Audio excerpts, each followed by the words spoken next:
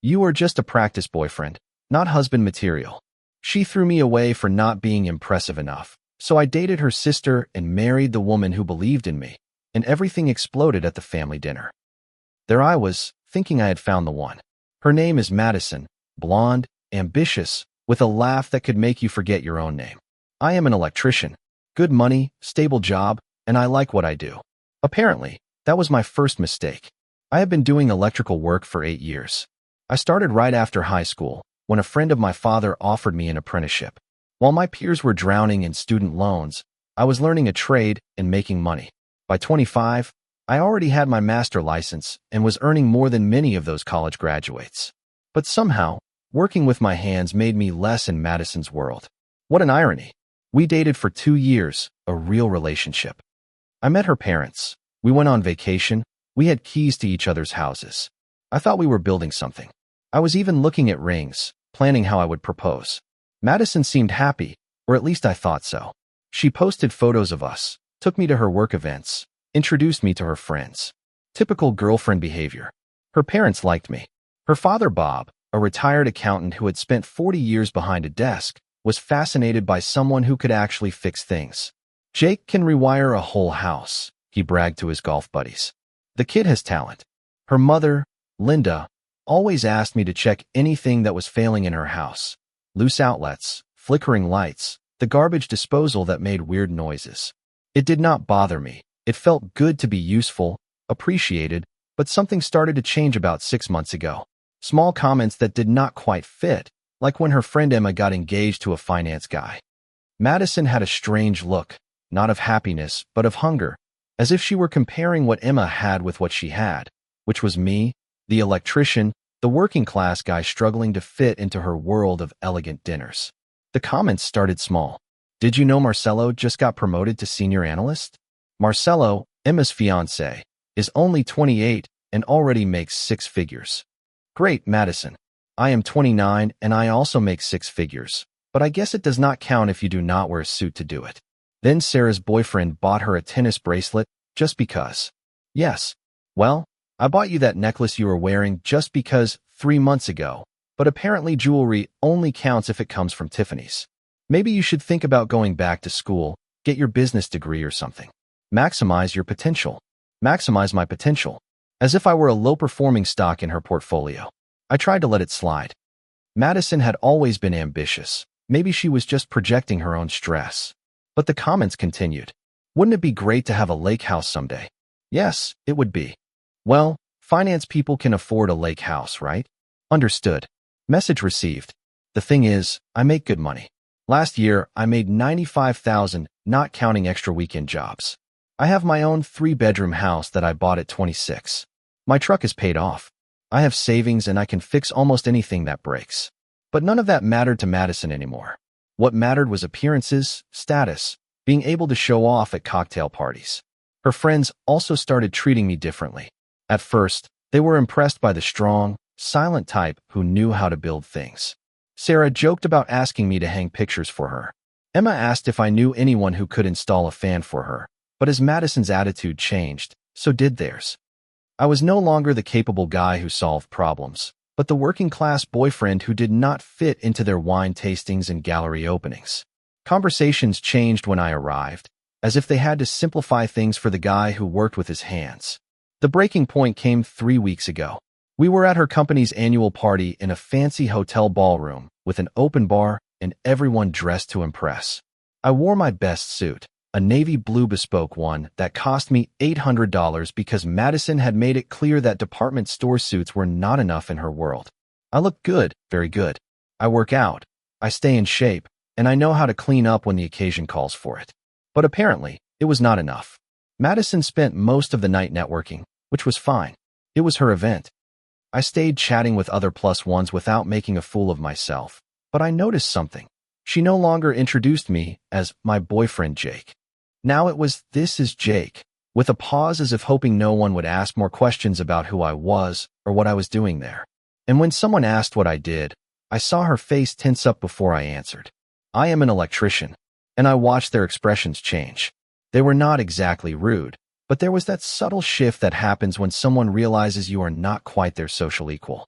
Madison would quickly change the subject, steering the conversation towards safer grounds. I spent most of the night talking to Linda, the husband of the CFO, who turned out to be a contractor. We had a great conversation about the real estate market, the shortage of skilled workers in the trades, and the satisfaction of building something with your own hands. A real chat with someone who understood. Meanwhile, Madison was on the other side of the room, laughing too loudly at her boss's jokes and touching his arm as if they were old friends. After the party, we went back to her apartment. I felt pretty good. Good night, free drinks. And Madison looked incredible in her black dress. I thought we would end the evening properly, but she seemed distracted, checking her phone, looking at photos from the party. Do you know what Emma told me tonight? She asked without looking up from the screen. What? She said Marcelo proposed because he knew she was the type of woman he wanted to marry, that he could see their future together. The house in Westchester, the kids in private schools, country club memberships, the whole package. I was sitting on her sofa, loosening my tie. Good for them, I replied. It made me think about us, about what we are building, she said. Here we go, I thought. I felt the conversation entering dangerous territory. Yes, and what about that? She put down the phone and looked at me. Really looked at me, as if she were seeing me for the first time, or maybe as if she were finally seeing me clearly. I think you are a very good guy, Jake. You are sweet, reliable, you treat me well. Here comes the but. But I have been thinking, you are not really husband material. You are more like a practice boyfriend. I looked at her without saying anything. Practice boyfriend. As if I were a training set she would eventually outgrow. Excuse me. Do not get me wrong. I care about you. But when I think about my future, my real future, I see someone more established, someone who can give me the life I want, the life I deserve. Sure. And what life is that exactly? You know what I mean. Success, security, status, things that matter. I make good money, Madison. I have a solid career, my own house, a paid-off truck. What exactly am I missing? She sighed as if I did not understand something obvious. It is not just about the money, Jake. It is about trajectory, potential, image. When I am at these work events, when I talk to my friends, when I think about introducing someone to my parents as my fiancé, I need someone who fits. Someone impressive. Someone impressive. Not someone who works with his hands. Not someone who keeps his word, pays his bills, and treats her like a queen. No, someone impressive. So what are you saying, Madison? I am saying that maybe we should think about what this relationship really is, what it is meant to do. I stood up, buttoning my shirt. It was no longer worth getting comfortable. It is meant to be temporary. That is what you were saying. I would not put it like that. Oh no? How would you put it? She hesitated. As practice for both of us. You date someone out of your league, and I figure out what I really want in a partner before settling down for real. Practice. There was that word again, as if I were a damn training course. I looked at her sitting there in her black dress, perfectly groomed, explaining to me how I did not meet her standards for a real relationship, how I was good enough to sleep with, to accompany her to events, to practice, but not good enough to stay. Well, I said, grabbing my jacket. Thanks for the practice. She frowned. Where are you going? Home. This practice session is over. Jake, do not be like that. We can still. What? Keep practicing until you find your real boyfriend? Pass. Thanks. I walked out of her apartment without looking back. I drove home thinking about everything she had said. Practice boyfriend, not husband material. Someone more impressive, someone who fits. Fine. Message received. But here is the thing about practice. You are supposed to get better with it. I got home, opened a beer, and sat on the couch thinking about the last 2 years. All the times I tried to fit into her world. The suits, the fake conversations, pretending interest in wine tastings and art openings. What a waste of time. I thought about my buddies Tommy, Rick, and Dave, guys I have worked with for years who respect me for what I can do, not for how I look on paper. We laughed until our stomachs hurt after work, talking about everything and nothing, real friendships with people who did not need me to be anything other than myself. I thought about the satisfaction of my job, solving a complex electrical problem, the pride of installing a system that would last decades, the genuine thanks from customers when I fixed something they could not. A job that mattered, that made a real difference. I was done chasing someone who looked down on me, done trying to prove I was enough for someone who had already decided I was not. Madison wanted impressive? Let her go find her Marcelo, Some finance guy who would trade her for a younger one as soon as his midlife crisis hit. But first, I had some unfinished business. You see, Madison had a sister, Lily, 2 years younger, a nurse at the downtown children's hospital. I had seen her several times at family gatherings, parties, holidays. She was different from Madison, quieter, more real. She did not need to be the center of attention. She really listened when you spoke instead of waiting for her turn to speak. And she was beautiful. Not that high-maintenance Instagram beauty Madison had, but naturally beautiful. The kind of woman who looks good in scrubs after a 12-hour shift, who can make you laugh without trying, who does not need to belittle others to feel better about herself. We had always gotten along well. Nothing inappropriate. I am not that kind of guy. But there was something there, a connection, that kind of easy conversation you have with someone who understands you. Madison never noticed, too absorbed in her own world, but I noticed, and I had a feeling Lily did too. At family gatherings, Lily asked me about my work with genuine interest. Not those shallow questions Madison's friends asked before quickly changing the subject, but real questions about the projects I worked on, the challenges I faced, the satisfaction I felt solving problems.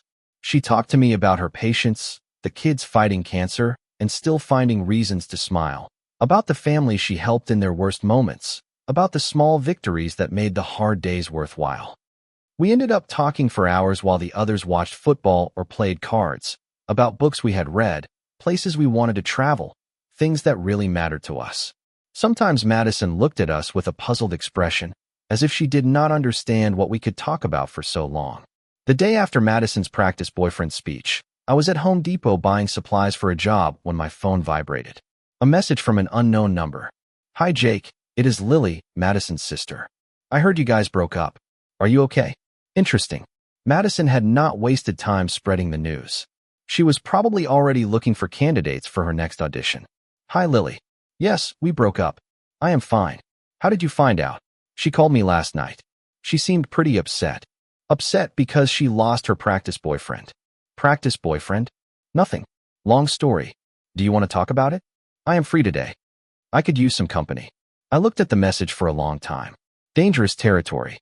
My ex's sister asking me to spend the day together barely 24 hours after breaking up. The smart thing would be to say no, give things time. But I was tired of playing smart. Madison wanted me to practice? Well, it was time to practice. Sure, coffee. We met at a small downtown cafe, one of those independent ones with mismatched furniture and local art on the walls. Nothing fancy, nothing impressive, just good coffee and real conversation. Lily arrived in jeans and a sweater, hair tied back, no makeup. She looked perfect. "So," she said, sitting across from me, "practice boyfriend?" I laughed. I could not help it. Your sister has pretty creative ways of describing relationships. She has always been like that. Even as kids, everything had to be categorized, classified, optimized. It drove my parents crazy. Yeah, well, apparently I did not get a high enough score to get into the real relationship category. Lily frowned. What exactly did she tell you? So I told her. The whole conversation. Madison's opinions on my potential, my trajectory, my ability to give her the life she deserved. How? According to her, I was good for practice, but not for something serious. Lily's face darkened with every word. She told you that after 2 years? Word for word. Wow, that is low. I almost spat out my coffee. Sweet, quiet Lily dropping that word about her own sister. Tell me what you really think. I mean it. It is horrible. You are a good guy, Jake. You have always been decent to her, to all of us, and she treats you like you are disposable. A practice run. She shook her head. I am sorry. I am so sorry she told you that. It is not your fault. No, but I have seen how you were with her. You tried your hardest, went to all her events, were nice to her horrible friends, put up with her mood swings and constant need for attention. And she repays you by telling you you are not good enough to marry her. It was not the conversation I expected. Do you really think her friends are horrible? The worst. They are all shallow, obsessed with status. Mean girls who peaked in college. You are better off without them. And Madison? Lily hesitated. Madison is my sister. I love her, but she has become someone I do not like very much, especially lately. Why? She has become everything she used to make fun of when we were kids. She rolled her eyes at the rich families in the neighborhood, called them fake and pretentious, and now she wants to be exactly like them. She measures everything by money and status. It is exhausting. We talked for 3 hours about work, family, and things that really mattered. Lily told me about her patients, children facing battles even adults could not handle. I told her about the satisfaction of solving a complex electrical problem, of building something that would last. A real conversation with someone who did not need to prove anything to anyone. She asked about my work with a genuine curiosity that Madison had lost years ago. She wanted to know about the apprenticeship program I had started, how I taught young people the trade. I told her about a kid named Marcus who came from a tough background and was now one of the most talented electricians I had worked with. "That is amazing," she said, and she meant it. "You are changing lives." "I just teach them how to wire outlets," I replied. "No, you are giving them a future, a career, independence. That matters more than people think." When we finally left the cafe, I walked her to her car. "This was nice," I said. "It was," she replied, looking at me with those green eyes so different from Madison's blue ones. "We should do it again." "Wouldn't it be weird given the circumstances?" "Probably, but right now I do not care about weird." "Me neither." We started texting every day. Small things at first, how work was going, anecdotes, random observations. Then longer, real conversations about goals, dreams, and things that kept us awake, the kind of conversations I had never had with Madison, who was always too busy planning her next move to think about what she really wanted. Lily was different. She had substance. She cared about things that really matter. Her work was not just a job, it was a calling. She did not need external validation to feel good about herself. She was confident without being arrogant, ambitious without being ruthless, and she was interested in me. Not the cleaned-up version that went to work events, but the real me. She asked about my work and really listened to the answers. She wanted to know about my family, my friends, my hobbies. She treated me like someone worth knowing, not like someone who had to prove his worth. I started looking forward to her messages more than anything else in the day. She sent me photos from work, not of patients, of course, but of the sunrise from the hospital roof or a drawing a child had made for her. I sent her photos of my sights, the satisfaction of a perfectly installed electrical panel, or the view from a roof where I was working. 3 weeks after that coffee, I asked her out officially. Not coffee as friends, not something casual. A date. "Are you sure about this?" she asked. "Madison is going to freak out." "Let her." She made it clear I was not enough for her. "Maybe I am for someone better." "Better?" I do not know if I would say that. I do. Our first real date was at an Italian restaurant I had wanted to go to for a while. Nothing extravagant, just good food, wine, and conversation. Lily wore a blue dress that made her eyes look like emeralds. She looked incredible, but more than that, she was incredible. We talked about everything and nothing. She made me laugh until my sides hurt, and I found myself thinking, this is how it is supposed to feel. No games, no tests, no feeling like I have to audition to deserve her time. Just two people enjoying being together. "Can I ask you something?" she said as we shared dessert. "Shoot. What do you want long term? I mean, what does your life look like?" It was the kind of question Madison would have asked while mentally comparing my answers to her list of acceptable answers. But Lily asked because she really wanted to know. "Honestly, I want to build something," I replied. "Not just at work, but in life. I want a partner, not a project. Someone who sees me as I am and does not need me to be someone else. Someone who has her own dreams, but also wants to build something together. I want kids someday. A house with a big yard, maybe a dog. Simple things, but real." She smiled. "Sounds nice. And you?" "I want to feel valued. Not for how I look or what I can contribute to someone else's image, but for who I am. I want someone who gets excited about the same things as me, who supports my work instead of seeing it as something cute or temporary. I want a partner, not a performance." We understood each other. That was what Madison never understood. She saw relationships as transactions, auditions, opportunities to climb. But love should not feel like a job. It should be easy, natural, like breathing. After dinner, I walked Lily to her car. We stood there a moment, not wanting the night to end. "I had fun," she said. "Me too. This is going to complicate things." "Probably." She leaned in and kissed me. Soft, sweet, real. It was not a performance or a calculation, just a kiss because she wanted to kiss me. "Good," she whispered against my lips. We dated secretly for 6 weeks. Not exactly hiding, but not making it public either. We both knew the storm that was coming when Madison found out. But honestly, I did not care about Madison's feelings anymore. She had made her position clear. I was not good enough for her. Perfect. Her loss. Lily was better in every way that really mattered. Kinder, funnier, more interesting. She had a depth Madison could only fake. She was beautiful without being high maintenance, successful without being cruel, confident without being arrogant. And most importantly, she saw me. She really saw me, not as a replacement or a rehearsal, but as someone worth choosing, someone worth keeping. During those 6 weeks, I got to know more of Lily's world. Her friends from the hospital, doctors, nurses, therapists dedicated to helping children heal. They welcomed me without questioning me. They did not care that I did not have a medical degree or wear scrubs. They cared that I made Lily happy, that I brought her coffee on her night shifts, that I understood the demands of her job and supported her on hard days. I started spending time at the hospital, not just to pick her up, but to help when I could. They needed electrical work in the new pediatric wing, and I volunteered. I saw firsthand what Lily did every day. The children she worked with, the families she accompanied, the difference she made in their lives. One girl, Emma, was in chemotherapy and had lost all her hair. She must have been about 6 years old, scared and tired. And Lily spent her entire lunch hour with her, reading her stories, making her laugh. Seeing Lily with those kids, seeing how much she cared, how she connected with them so naturally, made me fall in love even more. The explosion came as expected at her parents' anniversary dinner. We decided it was time to go public, and her parents' 30 years of marriage seemed like the perfect occasion. Neutral ground, family celebration, difficult for Madison to cause a scene. We were wrong about that last part.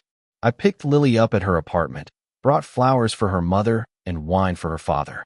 The same thing I had done dozens of times before, except this time I was holding hands with Lily, not Madison. Her parents were happy to see me. They welcomed me with the same affection as always. They had always treated me like part of the family. I wondered if that would change that night. "Ah, Jake," exclaimed Bob, getting up from his armchair. "Good to see you, son. How is work?" "Can't complain," I replied, shaking his hand. "Just finished wiring the new medical building downtown." "That is my boy," he said proudly, as if I were truly his son. "Linda, come say hello to Jake." Linda came out of the kitchen drying her hands with a towel and gave me her usual hug. "Good you came." "The guest bathroom outlet is acting up again, Mom," said Lily, laughing. "He just got here." "It is okay," I replied. "I will check it before I leave." Madison arrived 20 minutes late, as always. She walked in wearing designer everything, already complaining about traffic, work, and any other minor inconvenience that had ruined her day. She was halfway through her list of complaints when she saw me sitting next to Lily with my arm around her shoulders. The atmosphere froze. "What?" said Madison slowly. "Madison," warned her mother. "No. Seriously, what the hell is going on here?" I stood up, keeping my voice steady. "Madison, meet my girlfriend." "Your girlfriend? My sister? Your sister? How did you put it?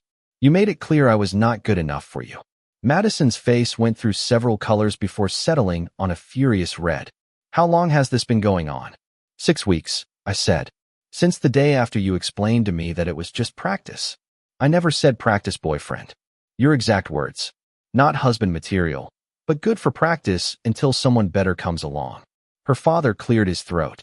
"Maybe we should all." "No," shouted Madison, now pointing her finger at me, her voice rising in pitch. "This is crazy. It is sick.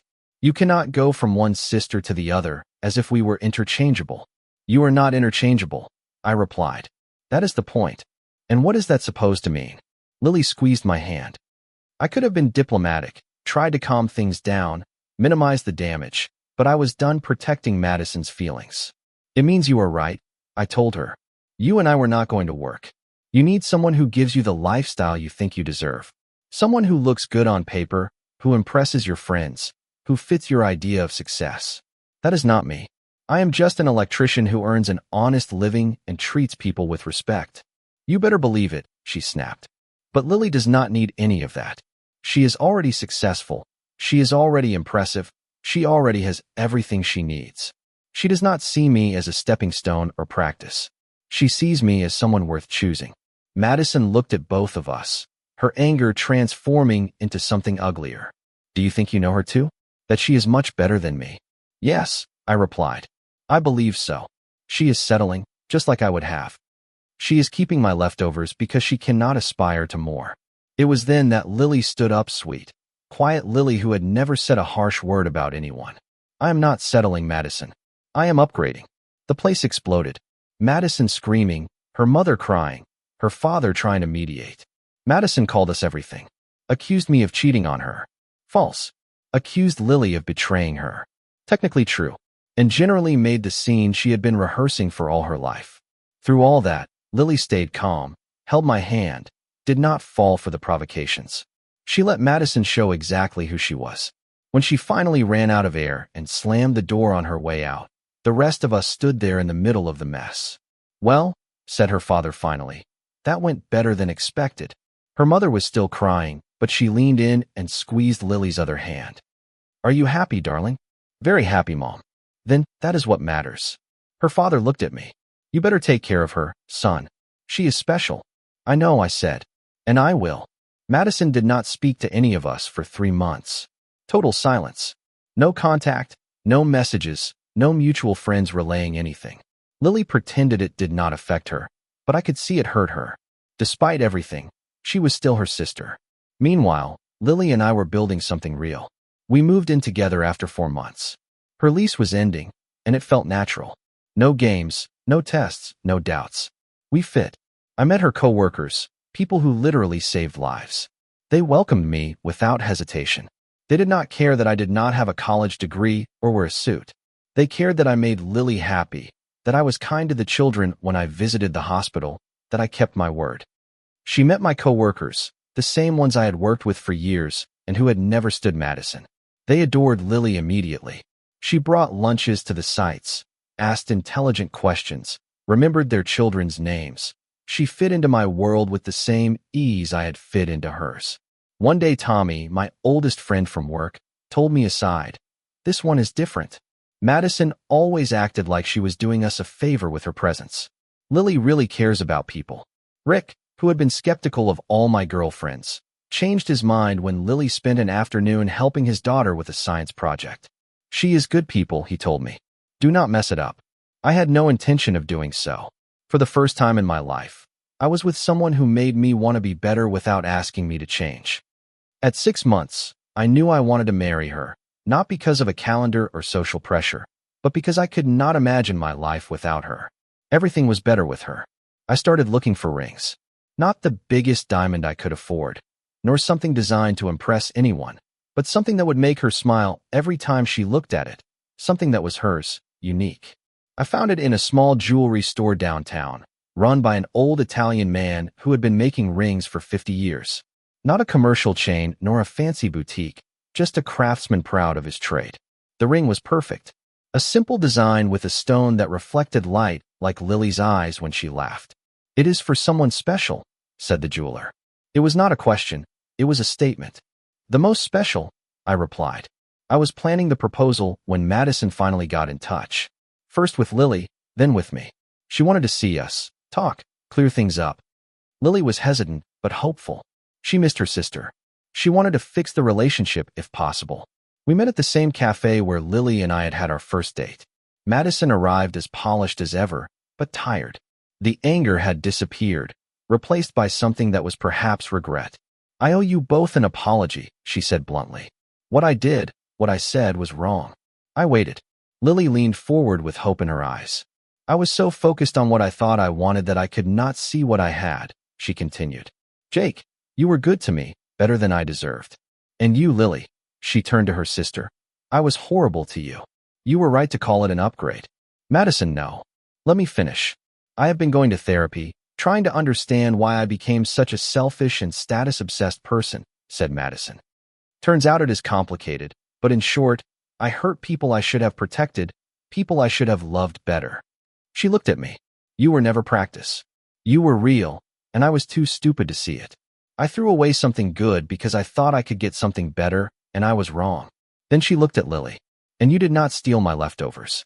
You took what I was too foolish to keep. I am happy for you too. Honestly, it was a good apology.